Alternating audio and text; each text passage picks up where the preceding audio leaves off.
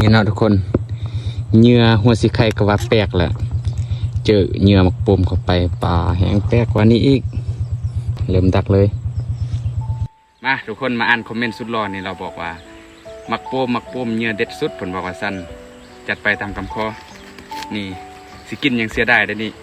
ลงทุนซื้อมาหน่วยหนึ่งจาก8,000บนไหนลองเอามาใส่ทุกอย่างแหละเหยื่อที่ทุกคนแนะนำมานะยังแต่เกลือแป้งนัวยังไม่ได้เอามาใส่นี่นะว่าสิเอาเกลือแป้งนัวมาทาใส่ซ้ำเนี่ยลองเบิ่งทุกคนแต่ก็มาเจอเข้ามาใส่ก่อนนะอยู่นี่นะจะได้ก็ลองวัดดวงเลยทุกคนไปลุยเอาอย่าบอกได้ทุกคนป้าเรียบร้อยมาแต่ไกลเลยมาโคตรไกลแล้วมาเจอเขาใส่ก่อนนะอยู่นี่นะนี่แต่ว่าก็เห็นมันเอาคุยถมอยู่เด้คุณมันเอาคุยถมทางในคุณนะเข้ามาใส่ก้อนแล้วทุกคนนี่อยู่นี่คือว่าเห็นมันเอาคุยถมอยู่นี่เสียดายมาไกลเลยแล้วก็ทั้งแถวลุ่มหันกระเจ้ากระใส่เนาะเพราะว่ามันมีหลายโตเนาะป้าอุตส่าห์มาตั้งไกลมาเจอนะนี่ลองเสี่ยงเบิ่งเนาะทุกคนลองดักเบิ่งไม่เลือกสิเลือกใส่อยู่นี่เนาะแล้วก็หม้อบนเขาใส่อยู่พุ่นแต่ว่ามันเอาคุยถมเนาะแต่เราลองขุดเบิ่งนำกันว่ามันยังใหม่บ่หรือว่ามันเก่าเลยลองขุดเบิ่ง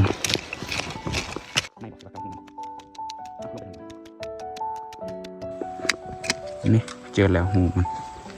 นี่ก็คือว่าไม่อยู่ได้ทุกคนปลาหรือว่าอยู่นี่เอาหน่อไม้ใส่บ่อยู่นี่นะอยู่นี่ใส่พรสิเอาหน่อไม้มาใส่หน่อยนี่เนาะทุกคนอยู่นี่ใส่พรคิดว่าสิเอาเหยื่อมักโปมมาใส่เนาะแต่ว่าหูมันน้อยโพดบ่ค่อยมั่นใจแล้วก็จะได้เอาหน่อไม้มาใส่อยู่นี่เดี๋ยวถ้าเบิ่งล่างถัดไปจะไปใส่อยู่หม้อบนกระเจ้าใส่เก่าเนาะจะเอามักโปมใส่นี่เลือกขุดอยู่นี่เนาะนี่อยู่นี่ก็ยังไม่อยู่แล้วก็บนหันแมนกระเจ้าหากระใส่เนาะลองเลยลองขุดบนนี้บนนี้เก่าเนาะหู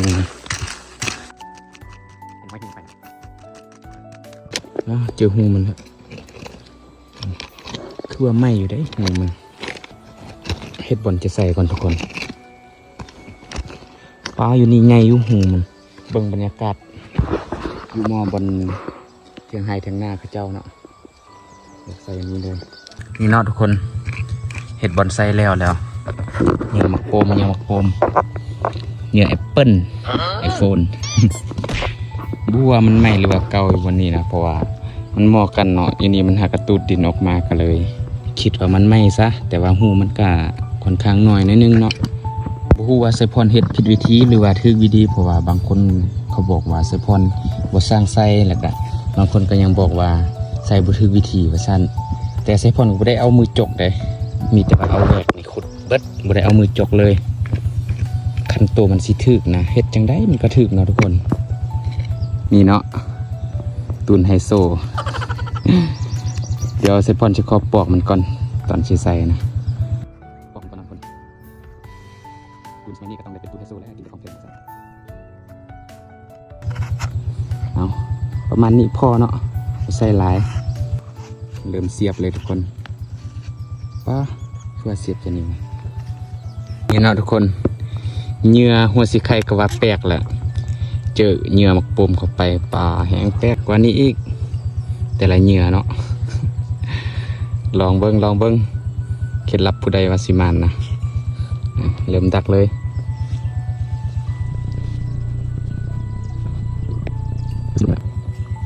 นี่ลองเบิ้งทุกคนสูตรใหม่เริ่มเก็บรายละเอียดมันเลยทุกคนเอามาขินลายขนาดเลยอยู่นี่นะคันมันมีมักหินแบบนี้เปอร์เซ็นต์มันจะนี่มักหินลายเลยเรียบร้อยเนาะนี่เหยื่อแอปเปิ้ลไอโซขนาดเลย นี่เนาะหลังจากที่ใส่แล้วดักแล้วก็บ่ลืมที่จะเอาไม้มารัดแบบนี้คันมันตุ้นไม้ไก่ในบางบอนนี่คันมันสิถึกนี่เราบ่จำเป็นต้องเอาอย่างปกมันกระทึกเนาะทุกคนบ่ได้โม่ได้เคยถึกมาก่อนเนี่ย2 โตใส่ตอนนั้นฮะบ่ได้ปกเลยเอาขี้เลื่อยทมก็ยังถึกได้คันมันสิถึกนะปกเลย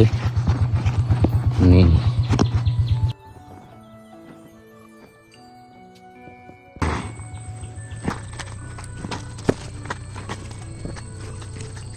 ประมาณนี้เนาะทุกคนนี่ทมใบประมาณนี้เลยเดี๋ยวมาลุ้นน้ำกันมืออื่นว่าสิมาหรือบ่เนาะอยู่หันน้องไม้เนาะทำอิดคิดว่าจะเอามักโบมมาใส่อยู่หันแต่ว่าเลือกใส่อยู่นี่เอาเฮือนเขาใส่เก่าเนาะ